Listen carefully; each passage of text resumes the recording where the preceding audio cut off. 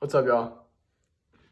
I've done this video probably 14 times, and I've deleted every single one because every time I start out, I just feel like it's not genuine. And so when I finish it, I'll look back at it, I'm like, man, I should have said this here. And so it's my last time, last try. So I'm gonna try to be as genuine as I can with y'all. I'm gonna read to y'all 2 Timothy, chapter 4, verse 3 through 8. For the time will come when people will not put up with sound doctrine. Instead, to suit their own desires, they will gather around them a great number of teachers to say what their itching ears want to hear. They will turn their ears away from the truth and turn aside to myths. But you, keep your head in all situations, endure hardship, do the work of an evangelist, discharge all the duties of your ministry. For I am already being poured out like a drink offering, and the time for my departure is near. I have fought the good fight, I have finished the race, I have kept the faith. Now there, in store for me, is a crown of righteousness, which the Lord, the righteous judge, will award to me on that day, and not only to me, but also to all who have longed for his appearing. Man, reading that verse, what stuck out to me is, it was in verse, I think it was in verse 4. They said, they will turn their ears away from the truth and turn aside to myths. But you keep your head in all situations, endure hardship, do the work of an evangelist, discharge all duties of your ministry. It just shows that, man, like definitely in high school, we play the victim a lot, I believe. I think a lot of high schoolers play the victim because we don't want to look at ourselves in the mirror and say, yeah, I messed up. Yeah, I've done something wrong.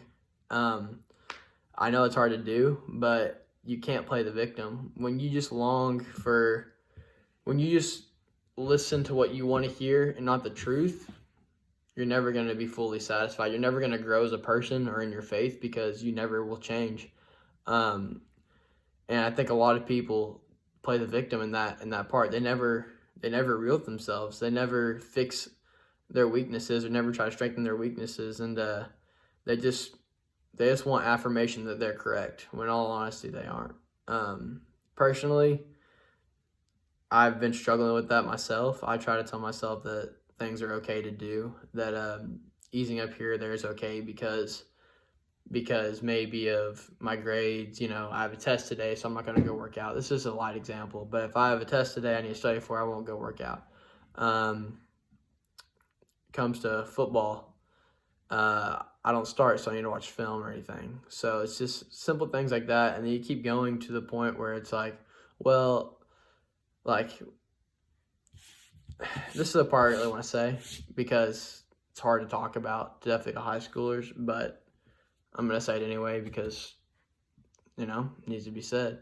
When it comes down to the part where it's like, man, like, we haven't had sex yet, but everything else, it's okay, And so talking about that and talking about like alcohol, well, we didn't do anything bad with alcohol, or talking about number of things. You can always be the victim and say like, well, this happened, but nothing really, no harm came out of it. Yeah, I just think a lot of us do play the victim, and it's hard to grow in your faith when you are playing the victim. And just, I don't know. I just think that's one thing that really stuck out to me in that verse, is that we just don't listen to the truth anymore. We listen to what we want to hear. Another thing that really hit home with me was, I'm doing this video right now.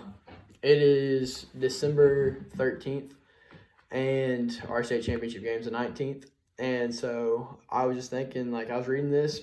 At the very end, it says, I have fought the good fight, I have finished the race, and I have kept my faith. Now in store for me is a crown of righteousness, which the Lord, the righteous judge, will award to me that day, and not only to me, but also to all who have longed for his appearing. Just thinking about football, even, just what we go through. I think football and life sports in life have a very close relationship with each other. You look at football. I'm going to use football as an example because that's what I play. You look at football in life. Football, man, we've been working since, well, honestly, like 7th grade, from real, working out every day to get better, to just prepare for the season. But this season alone, we've been working since late July, and it's December 13th. We're almost been practicing for 6 whole months. And that's just a long time. That's a very long time. Definitely to do something that's like this, where every day you do sprints, every day you hit your own teammates, you go home sore, you go home injured some days. It's hard, and having the coaches on you the whole time, and we know deep down that they're hard on us for the good, but you lose that sight sometimes in the heat of it. And it's just nice to read that it says, "But you keep your head in all situations, endure hardship, do the work of an evangelist, discharge all duties of your ministry." It's just nice to look back at all that and be like, man, I'm gonna endure all this, what I've gone through, just for a state championship. Once that state championship is over and we win state, I mean, man, like that reward's just sitting there, knowing that we worked for something and we actually executed and won. I know that's just football, and I know it's just a metaphor, but apply that to your life. Really do. Look at yourself and be like, man, like, in the long run, Christianity is a game. When you look at it, or life's a game. Christianity is a long, long game. And I'm reading this book by David Goggins. It's called Can't Hurt Me. He came from a very, very difficult background. His father abused him all the way up till he was 9, and then he got a new father, a stepfather, and he was killed at the age of 14 by gang members. And this kid, man, he had a terrible life. He had every reason to quit, every reason to give up. He tried to take his life multiple times. He just never could do it. And it goes on later in the book. He's a Navy SEAL, and he went through Hell Week 3 times. If you don't know what that is, look it up. It's a insanely hard training, and only out of 200 men, usually only 10% make it, if even that many pass. And so he did all this, and it just shows that, man, you can be given the worst deck ever, the worst cards ever, and yet you can still come from nothing and be something so much greater. And I just really think that sometimes that's how it feels. Sometimes it feels like we have nothing. Sometimes it feels like we don't have a faith anymore. We've given up. But man, like, I think we forget we're not here long. We're only on this earth for 100 years.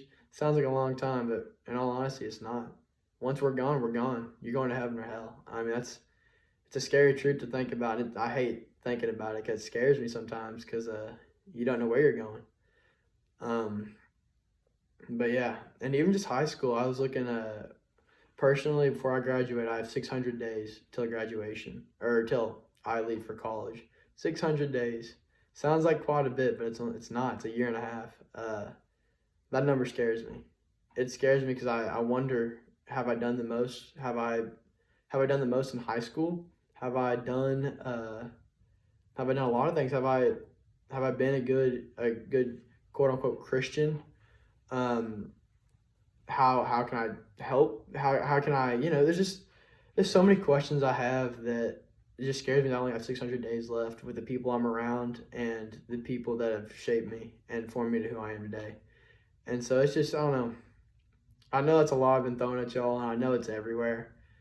But just remember, man, we're only on this life. We only have this life one time. We only have high school one time. Make the most out of it, man, but definitely just build off each other. Let each other know, like, what's going on in your life. Let each other know when they're messed up. Have somebody that will grab you and pick you up and say, man, you messed up. You'll get it next time, man. Like, come on. Like, have somebody call you out on your mistakes because you never know. You never know. So, but yeah, thank y'all for listening. I don't know what y'all took from that. I bounced everywhere. So, but yeah, thank y'all for listening, and I'll catch y'all later.